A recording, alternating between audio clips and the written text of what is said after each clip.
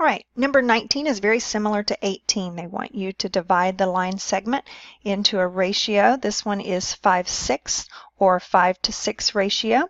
And so you've got your formula off the EOC formula sheet. Make sure that you are using the correct formula.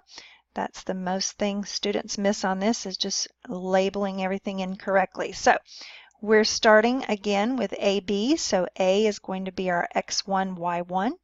B is going to be our x2, y2. The ratio AB, A is the first term, which is 5, and B is 6. So then we're just going to plug it into this formula here.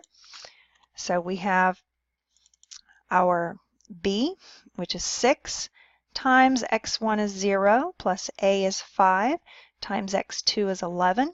That's all divided by B plus A. So B plus A is 6 plus 5.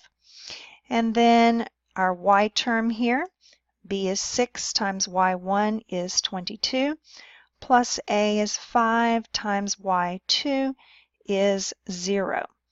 All over the same denominator, 6 plus 5. And now we're just simplifying. So 6 times 0 is 0, plus 55 over 11. 55 over 11 gives us 5. And then 132 plus 0 over 11. 132 divided by 11 gives us 12. And so A is the correct answer.